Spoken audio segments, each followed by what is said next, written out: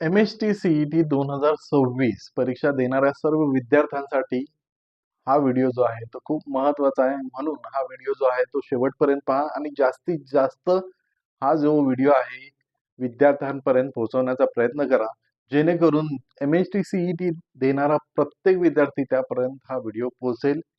कारण state CET sale Mumbai यांनी काही सूचना MHT CET 2026 ही परीक्षा देणाऱ्या विद्यार्थ्यांसाठी यांच्यासाठी दिलेल्या आहेत.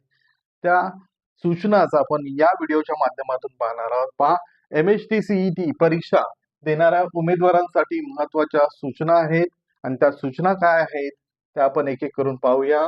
पहा, सर्व विद्यार्थ्यांना सूचित करण्यात येते की तुमच्या प्रवेश पत्रावर म्हणजे हॉल तिकीट, जो हॉल तिकीट आपण आपल्याकडे आता प्रिंट केलेला आहे त्याच्यावर आपण फोटो चिटकवलेला आहे आणि त्याच्यावर सिग्नेचर केलेली आहे. पहा, हॉल तिकीट परीक्षा केंद्र म्हणजे परीक्षा केंद्रावर पोहोचण्याची वेळ, ही जी वेळ आहे ती नमूद केलेली आहे. नमूद केलेल्या वेळेतच परीक्षा केंद्रावर पोहोचणे अत्यंत महत्वाचे आहे. म्हणून जी काही वेळ दिलेली आहे आपल्या हॉल तिकीटवर त्या वेळेच्या 15-20 मिनिटं अगोदर आपण तिथे पोहोचलंच पाहिजे. ओके, पुढे पहा, सीईटी सेलने काय सांगितलेलं आहे. परीक्षेकरता गेट बंद होण्याच्या वेळेनंतर विद्यार्थ्याला परीक्षा केंद्रात कुठल्याही परिस्थितीत प्रवेश दिला जाणार नाही. म्हणून दिलेल्या वेळेच्या अगोदर सर्व विद्यार्थ्यांनी एक्झामिनेशन हॉल म्हणजे जे काही परीक्षा केंद्र आहे तिथे पोहोचलं पाहिजे. महत्वाचं आहे. पहा पुढे,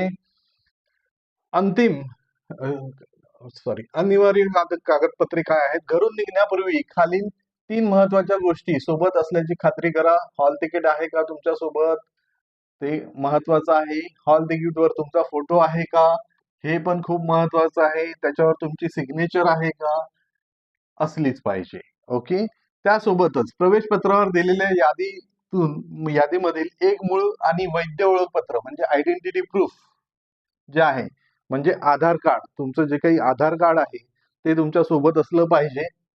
ओळखपत्राची छायाप्रत म्हणजे झेरॉक्स वगैरे चालणार नाही किंवा ट्रू कॉपी वर प्रवेश दिला जाणार नाही. ओळखपत्र जे आधार कार्ड आहे किंवा तुमचं जे काही इतर आयडेंटिटी प्रूफ असेल ते ओरिजिनल असलं पाहिजे. ज्या उमेदवारांना लेखनी किंवा अतिरिक्त वेळेची गरज आहे त्यांनी अपंगत्व प्रमाणपत्र, UDID कार्ड, मूळ प्रमाणपत्र पडताळणीसाठी सोबत ठेवलं पाहिजे. म्हणजे ज्यांना रायटरची गरज आहे त्यांच्यासाठी ही सूचना आहे. पुढे काय सांगितलेलं आहे पहा, बायोमेट्रिक्स आणि लॉग इन. परीक्षा केंद्रावर आल्यानंतर तुमच्या बोटांचे ठसे आणि फोटो घेऊन तुमची ओळख पडताळणी केली जाईल. म्हणजे जे विद्यार्थी सेंटरवर पोहोचल्यानंतर त्यांचा फोटो घेण्यात येणार आहे. म्हणजे अगोदर त्यांचे फिंगरप्रिंट्स घेण्यात येतील आणि फोटो घेण्यात येईल आणि त्यानंतरच त्यांना लॉग इन क्रेडेन्शियल्स मिळतील म्हणजे लॉग इन करण्यात येईल त्यांचं. आणि हे झाल्यानंतर आपल्याला पॅटर्न माहीतच आहे. परीक्षेचे जे स्वरूप आहे, ही परीक्षा 180 मिनिटाची आहे. आपल्याला माहित आहे पहिली 90 मिनिटे कशासाठी आहेत, फिजिक्ससाठी आहे आणि केमिस्ट्रीसाठी आहे.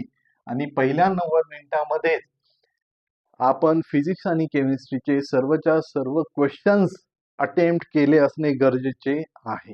ओके, 90 मिनिटांनंतर काय झालं होईल पहा. 90 मिनिटं पूर्ण झाल्यानंतर हा विभाग आपोआपच सबमिट म्हणजे ऑटो सबमिट करण्यात येणार आहे. ऑटो सबमिट होईल, सबमिशन होईल आणि त्यानंतर पुढची 90 मिनिटं जी आहेत ती मॅथ्ससाठी पहा. त्यानंतर पुढील 90 मिनिटे गणित मॅथमॅटिक्स विषयासाठी वेळेची गणना सुरू होईल. पहिली 90 मिनिटे फिजिक्स आणि केमिस्ट्रीसाठी, दुसरी 90 मिनिटे जी आहेत ती असणार आहेत मॅथमॅटिक्ससाठी. पहा, कृपया नोंद घ्या, आपल्या परीक्षेची भाषा जर मराठी उर्दू असल्यास अशा परीक्षेतील प्रश्नासंदर्भात काही विसंगती म्हणजे काही जर तो प्रश्न चुकीचा असेल मराठी आणि उर्दू या भाषांमध्ये तर प्रश्नपत्रिकेची इंग्रजी आवृत्ती म्हणजे जे काही इंग्लिश एडिशन असेल तर ते इंग्लिश एडिशन मध्ये दिलेला जो प्रश्न आहे तोच अंतिम असेल, आवृत्ती अंतिम राहील. ओके, त्यानंतर पहा, चांगली तयारी करा, सर्व नियमांचे पालन करा. महाराष्ट्र राज्य सामायिक परीक्षा कक्षातर्फे सर्व परीक्षार्थींना परीक्षेसाठी खूप शुभेच्छा देण्यात आलेल्या आहेत.